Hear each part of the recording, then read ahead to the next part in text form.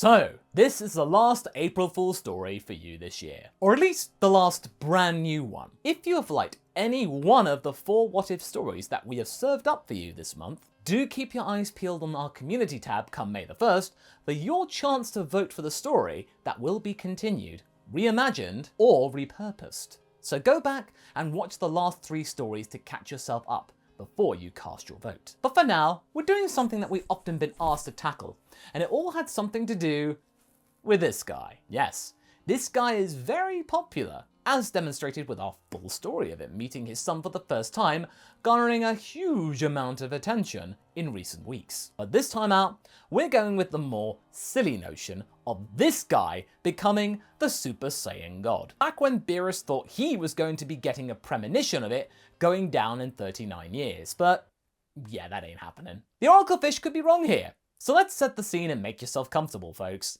Let's get started. So, in terms of the initial premise, we're going with a narrative means that we've deployed in various other what-if scenarios concerning the original path of Dragon Ball with Bardock in it. We're going to be doing a best of both worlds here, meshing the minus and Z interpretations of the story before Planet Vegeta exploded together. So that means we got Gine, and yet we got the idea of Bardock seeing the future, and being more of a badass than he was in the minus version of the story. In this timeline, he had told his squad more about what he had experienced, and this time around, they actually believed him, and were more willing to help, or at least have his back should any of their other comrades get shirty about it. One day, Bardock was trying to get some shut-eye at his home, already having buzzed Raditz away from having to play with him, and told him instead to go and play with some bugs or something. He didn't really care. Little did he know though, that would change Raditz's life forever.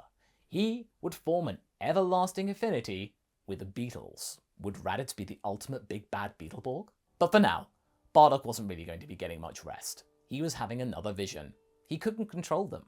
And this was one of the strongest he had seen since he had been gifted this power. Here, he could see Frieza, and him looking increasingly nervous and agitated, apprehensive about something that wasn't quite clear to the Saiyan right now. This was really odd. Frieza wasn't one to be scared of, well, just about anything. Why should he be scared about something? Then the vision flashed to himself and his squad, as well as Gine and Raditz. Then 6 of them holding hands in a circle, channeling something around them, like they were sharing some kind of information or spirit thing. I don't know. I mean, oh, great. Normally when these visions were starting to get juicy or interesting or actually clear and coherent, they would stop, fade away, and he would wake up. Bardock tried his best to piece together what that divination meant. He had been getting slightly better at deciphering these ideas and what they could possibly mean, and this time his mind was thinking that maybe he reckoned that Frieza was scared with something that they were doing, channeling energy into, maybe a single attack? Could 6 Saiyans really have that much power to stop the Emperor? If so, why hadn't they done that before? Why would the opportunity arise in the first place? Well, funny you should mention that. After he had had that moment of clairvoyance, Bardock started to hear a voice poking at him from all directions, like it was some kind of multiple stereo system. He started to shout at people randomly who were physically not there, perturbing those who were there, brandishing that Bardock guy as somebody who was going mad with the pressure of working for Frieza. Many of the elites thought that he was struggling to cope with the rise to mid-class status, deeming him not capable of working anymore, and maybe considering means to demote him back to a low-class runt for his own good. This voice was trying to communicate with him. This was real. It definitely was something present. Bardock, band together. Stop the evil. Heed the visions. Do not fight them. Bardock kept trying to ignore this voice, whatever it was, but its echo and royal tone were sort of persuasive, enough to make him not entirely ignore it. Not to mention, that vision was so tempting to try out. It was so simple. So he would. If it did not work, then maybe it would have been a little bit awkward for a couple of hours, but whatever. And Bardock would have a reason to no longer trust those snippets of the future. Damn those Kanassans. So during the Bardock squad's downtime, he called his troops to his house, as well as asking Raditz and Gine to be present too. Toma spoke for all of them. What's going on, Bardock? Why are we all here when we should be getting ready for our next mission? Meet's a big payout, you know. Dodoria seemed very keen on us being prepared. Bardock waved that aside. That badass can wait. For now, I need you all to humor me, okay? I saw something. Something which could give us the power to stop Frieza for good. And give us the freedom that we crave. Pumpkin was intrigued. Really? Does it involve us killing people other than Frieza? No, pal. All you gotta do... Bardock gulped at the weirdness of what he was about to say. Hold hands and give me your energy. Sure enough, those present looked at him with a gaze that simply read, "Are you for real?" I mean, sure, they all trusted his ability to see the future and predict stuff that had become clear. After all, most of them had seen what went down on Kanasa and what those fish people could actually do. You know, before they were made extinct, of course. But this seemed very weird and awkward regardless. Just do this for me, okay? I won't ask again, he said in a more irritated manner. If it does nothing, then you can ignore any more predictions that come out of my mouth. It ain't that hard anyway, just do it. The group looked at each other. We'll do it, Bardock, said Guinea with Raditz in tow. They were for sure willing to help him. Thank you, said Bardock with genuine appreciation. There, only 3 of you gotta do it. Toma stepped forward, as did Seripa. Only one was holding out. Come on, we need one more, okay? Both Totepo and Pumpkin were reluctant to do it, but Toma nodded. Just do it, one of you. Get over yourselves. In the end, it was Pumpkin grudgingly trudging forward and getting into position. Oh, let's get this over with. And so 6 Saiyans held hands in a circle, and Bardock was trying to remember what else he had to do. What happened next? He asked the group to channel their energy into him. Note, by the way, I am aware that it's meant to be pure-hearted Saiyans doing this, but for the sake of the story and this being April Fool's, we're going to tweak the rules a little bit, just for the sake of the story. After all, these guys aren't the worst Saiyans out there. After a few seconds of standing around and nothing happening, a flicker of ki was starting to circle around the group. They all could feel their life essence dancing around the formation and beginning to draw itself toward one particular person. Bardock. He could feel their energy enter him and a figurative lock being prized open. An ancient power was being awoken within him. But it wasn't that supposed legendary Super Saiyan of legend or anything like that they were all accustomed to from childhood. No, this was something else. The group witnessed Bardock's hair change from a jet black tone, not to gold or yellow, but a more pinkish red hue. His well-defined muscles shrunk slightly, becoming leaner, and him possessing a more slender frame. Odd, the scouters were all pinging like crazy, registering that Bardock's power level had reduced to 0. It was as if all the readings were saying that he no longer existed. When the energy ring had faded entirely, everyone let go, and Bardock started to walk around the area, trying to get a feel for whatever this power had mustered. Seripa checked the scouter again, perhaps thinking it had been maybe damaged during the energy transfer. Still saying 0, boss. What kind of light show was that?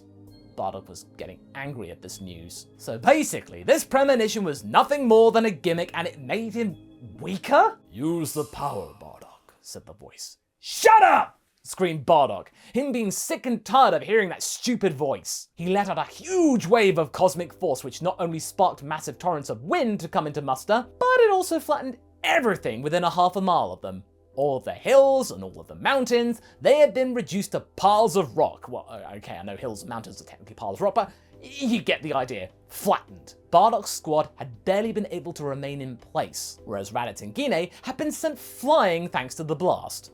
Bardock, without thinking, sensed that they were in danger and instantaneously flew toward them and caught them before they hit the ground. Guinea and Bardock's eyes met and a spark of awe flickered in the former's expression. What are you?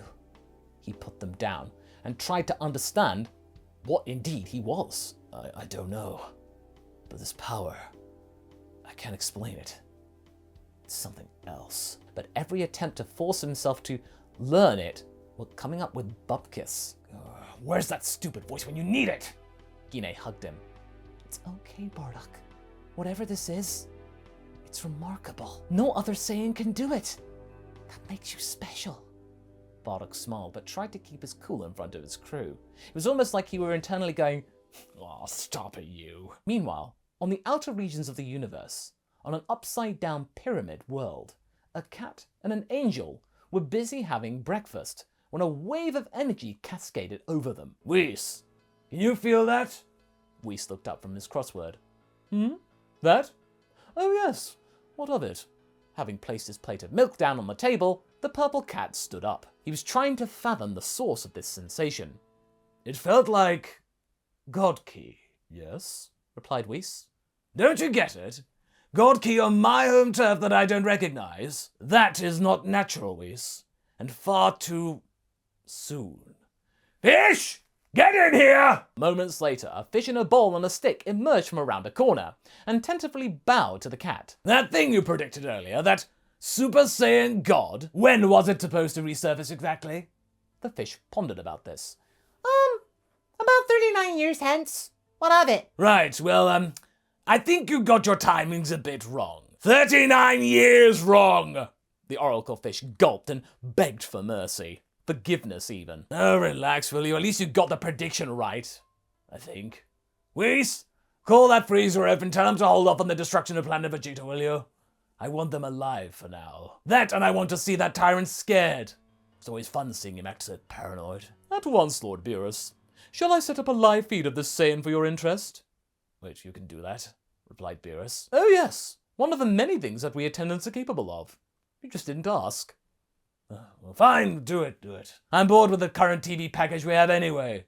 Wake me up when it's good to go." With that, Beerus went off for his brief snooze. And when I say brief, it was more like a couple of months. In said months, something changed on the planet. Bardock had been unable to tap into that pinkish-red power since that day when he had held hands and leveled a stretch of the planet. But other things had been just as impactful.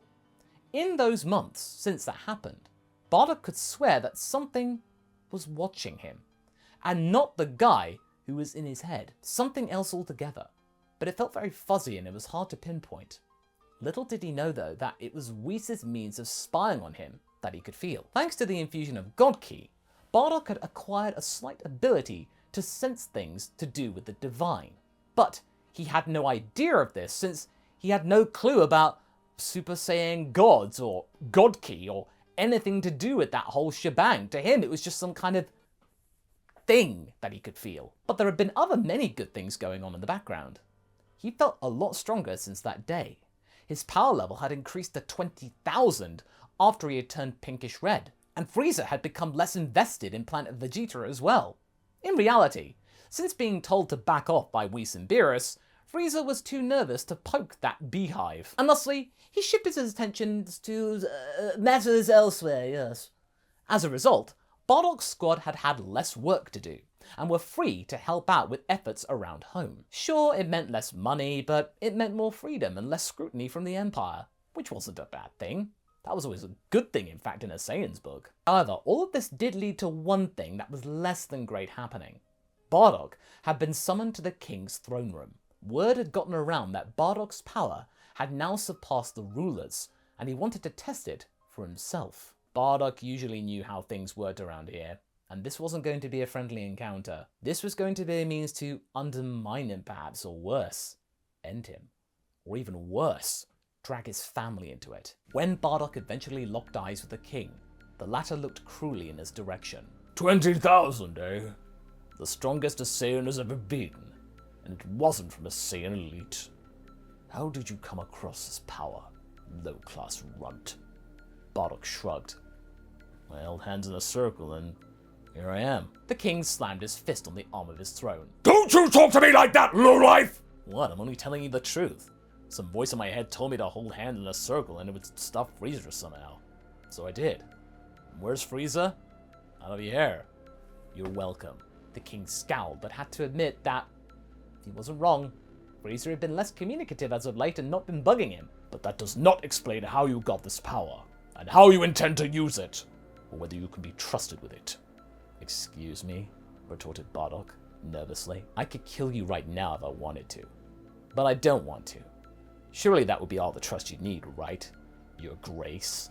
The throne room murmured with harried tones at the tenacity and the audacity of Bardock's comments. The king, though, wasn't scared.